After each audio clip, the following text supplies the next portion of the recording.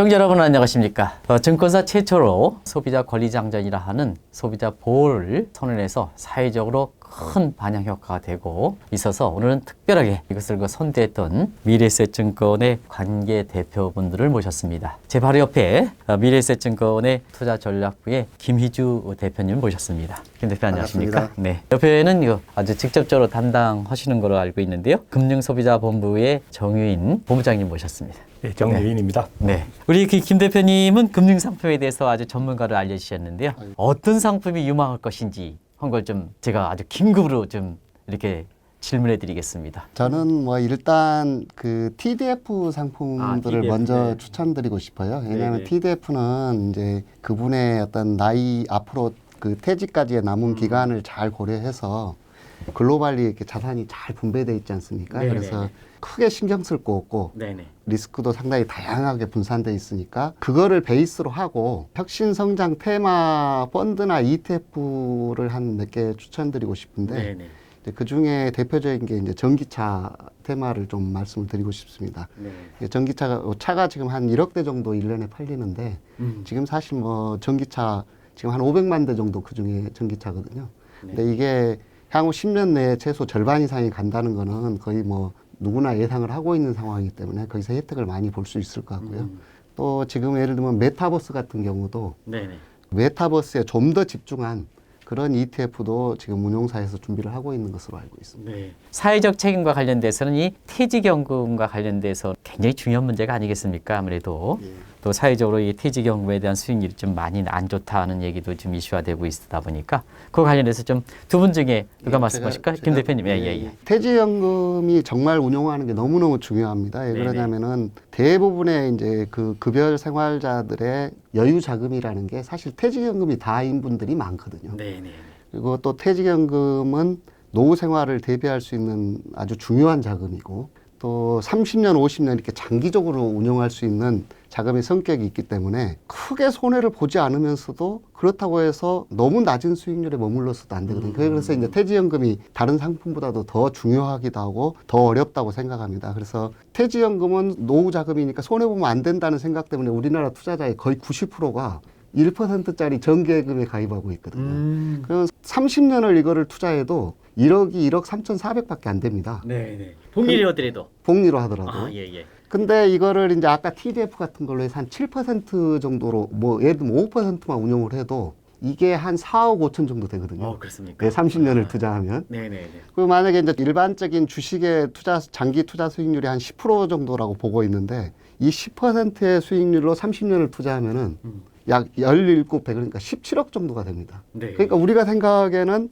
3%나 5%나 별 차이도 없는데 그게 안전한 게 최고 아니냐. 네. 하지만 이 30년을 그게 복리로 쌓이면은 어마어마한 차이가 나기 때문에 저희가 생각하기에는 잘 분산된 펀드라면은 어느 정도의 그 위험을 감수하면서 투자를 하셔야 된다.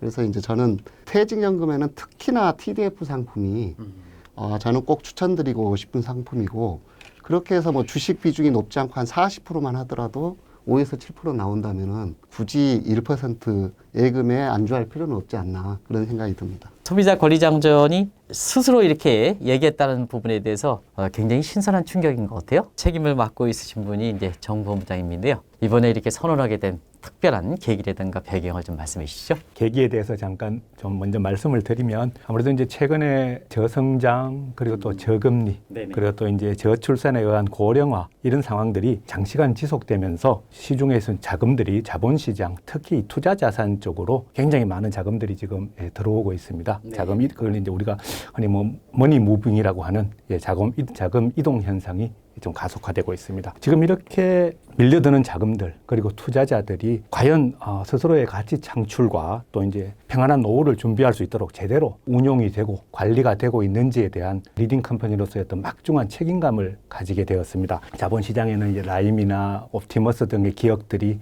아직도 남아 있고요. 성과에 상관없이 자사의 금융 상품들을 우선적으로 추천하는 이런 관행들이 여전히 존재하고 있습니다. 이제 이런 방식으로는 저희가 생각하기에는 더 이상 이 자본시장이 고객이나 또는 국가의 부를 창출하는 데 더 이상 기여하지 못한다라고 판단을 했습니다. 그래서 이제 이런 시장의 낡은 관행들을 혁파하고 파괴적 혁신을 통해서 고객 중심의 자본시장을 만들어 나가겠다. 이런 의지를 담은 선언이라고 저희는 생각을 하고 있습니다.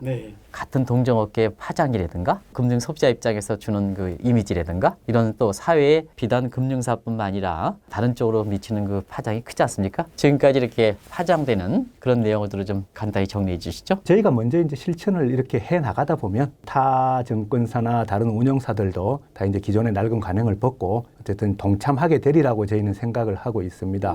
예, 그래서 이제 이런 선언들이 대한민국 자본시장의 발전 그리고 또 고객의 평안한 노후를 준비하는데 아마 선한 영향력을 행사할 수 있지 않을까 이렇게 생각을 하고 아마 이제 뭐 다른 모든 금융권들이 저희의 이런 의도를 자회사의 상품을 팔겠다라는 이런 것들이 아니라 시장 전체의 발전을 끌어나가고 한 단계 더 우리 자본시장이 발전을 해서 금융이 국가의 부를 창출하는 데 직접적으로 기여할 수 있다라는 저희의 진정성을 가지고 생각을 해 주셨으면 감사하겠습니다.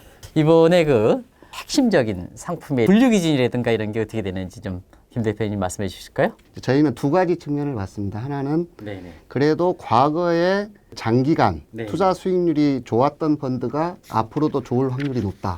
그게 하나가 있고 네네. 두 번째는 이 시대의 흐름을 잘 파악하고 그 시대의 흐름을 변화시키고 예상하는 그런 어떤 혁신, 성장 이런 어떤 테마에 잘 투자하는 네네. 그런 펀드들이 저희는 장기적으로 수익률이 좋다고 생각을 해서 그 두 가지 측면에서 이제 펀드를 고를 생각이고요. 저희가 더 중점을 두는 거는 이 두 개를 사실은 운용하는 운용사가 아주 저는 이제 중요하다고 생각이 되고 네네. 이게 이제 식당으로 보면 거의 뭐 저기 주방장하고 같은 게 저는 그 운용사라고 생각이 되거든요. 그래서 이 운용사가 어떤 생각을 갖고 어떤 철학을 갖고 네네. 어떤 비전을 갖고 운용을 하느냐가 사실은 손님들의 장기 투자 수익률에 가장 큰 영향을 미친다고 생각하기 때문에 저희는 이제 운용하시는 회사의 지배 구조는 어떤지 예를 들면 CEO가 너무 자주 바뀌는 회사는 그 펀드라는 게 일관되게 운용될 수가 없겠죠. 그리고 펀드 매니저들도 자주 바뀌게 되면은 원래 레시피대로 운영이 될 수가 없습니다. 그래서 그런 깐깐한 기준을 적용해서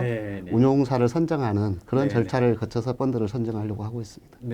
만약에 이렇게 선정을 해서 거기에 가입하는 사람, 아까 이제 소급은 안 하고 앞으로만 이제 이렇게 되겠다 이렇게 말씀하셨지 않습니까? 그러면 이제 기대 수준이 많을 텐데 만약에 기대 수준이 안 될 때는 혹시 그거에 대해서 악순환이 있지 않겠느냐 하는 시각도 있거든요. 그 책임 문제이기 때문에 경우에 따라서는 일부에서 자기 책임의 원칙이 좀 흐트러지는 측면도 있지 않겠느냐 하는 측면이 있거든요. 그런 거에 대해서는 어떻게 생각하십니까? 이 선언문의 내용을 보면 펀드 또는 금융상품뿐만 아니라 사실 중요한 내용 중에 하나가 모든 정보를 고객들에게 투명하게 공개하겠다라는 부분이 있습니다. 여기서 이제 한번 금융소비자 보호라는 쪽에서 의미를 한번 좀 되새겨 봐야 될 필요가 있는데 금융의 소비자는 일반 상품의 소비자하고 일반 재화들의 소비자하고는 조금 다른 것 같습니다. 가령 이제 생산과 소비가 있으면 일반 상품의 소비는 어떻게 보면은 소멸되는 이런 것들이 있는데 금융투자 시장에 들어오는 고객님들은 금융 상품의 수요자이기도 하지만 또 한편으로는 본인의 자본 또는 본인의 자산을 금융 상품에 투입함으로써 그 자산을 더 키우고 창출하는 생산자의 역할도 사실은 가지고 있습니다. 이중적 의미를 가지고 있습니다. 그래서 어떻게 보면 금융기관은 금융상품의 공급자이자 또 본인의 자산을 투자하는 투자자이고 금융고객은 금융상품을 수요하는 수요자이자 또 자신의 자산을 투자하는 투자자로서 투자자라는 공통된 입장을 가지고 있습니다. 그러면 그래서 진정한 어떤 투자자를 보호하기 위한 장치로는 금융회사의 잘못으로 인해서 또는 뭐 의도적으로 인해서 고객에게 피해를 끼치는 행위는 당연히 금융회사가 기관이 책임을 져야 합니다만은 그거보다 좀 더 중요한 거는 올바른 투자 환경을 조성해 주는 게 굉장히 큰 임무라고 생각을 합니다. 저희는. 그래서 이제 그 선언문 내용에도 나와 있듯이 개인 고객들, 우리가 흔히 금융기관의 투자자라고 하는 또 최근에는 금융소비자라고 불리는 이 개인 고객분들이 정말 동등한 입장에서 투자를 할 수 있도록 모든 정보를 저희는 투명하게 공개하겠다라는 선언을 했던 것입니다. 그리고 앞으로도 마찬가지로 투자의 자기 책임의 원칙은 가장 중요한 대원칙입니다. 그것들이 훼손되지 않게 저희는 모든 정보를 공개하고 그 투자자들이 올바른 판단을 내릴 수 있는 모든 이 제도나 시스템을 다 개선해 나가겠다라는 것이 저희의 이번 선언의 의미라고 생각을 합니다. 이렇게 사회적 책임, 리스크된 책임이 있을 때 소비자들이 좀 해줘야 될 문제가 있거든요. 인식을 좀 가지하는 측면에서 정 본부장님께서 그런 쪽을 좀 말씀해 주시기 바랍니다. 투자의 대원칙인 자기 책임의 원칙이라는 것은 가장 기본이고요. 또 하나는 사실은 이제 이 투자를 하시는 고객님들이 이게 자기의 자산입니다. 정말 소중한 자기 자산을 이게 남에게 맡긴다라는 것 자체가 일단 첫 번째, 자산을 관리해 줄 사람들을 정말 엄격하게 본인 스스로도 판단을 하고 공부를 하고 해야 됩니다. 정말 중요한 것은 어쨌든 고객님들이 자신의 자산에 대해서는 본인이 그 자산에 대해서 누구보다도 잘 아셔야 됩니다. 그 부분은 꼭 좀 강조를 드리고 싶습니다. 오늘 어렵게 모셨는데 마지막으로 시청자 여러분한테 말씀하실 사항 있으면 기회를 드리겠습니다. 금융회사에 대한 신뢰가 많이 떨어져 있습니다. 그리고 이제 이 떨어져 있는 게 사실 이제 금융회사만의 문제면 괜찮은데 이게 소비자들한테 영향을 미치고 있고 또 이 금융회사를 신뢰하지 않다 보면은 투자를 안 하게 되거든요. 근데 투자를 안 하게 되면은 아까도 말씀드렸듯이 결코 그 안정적인 노후를 보장받을 수가 없습니다. 그래서 저희도 이제 고객 신뢰 증지를 위해서 노력을 많이 하고 또 다른 금융회사들도 저희는 다 그런 노력을 하실 거라고 믿고 있고요. 그런 측면에서 보면 우리 그 투자자분들이 다시 한번 좀 금융회사를 믿고 너무 안정적인 자산에만 예치하지 말고 좀 투자를 하셔라. 저는 그 말씀을 드리고 싶습니다. 오늘은 방송을 여기서 마치도록 하겠습니다. 감사합니다.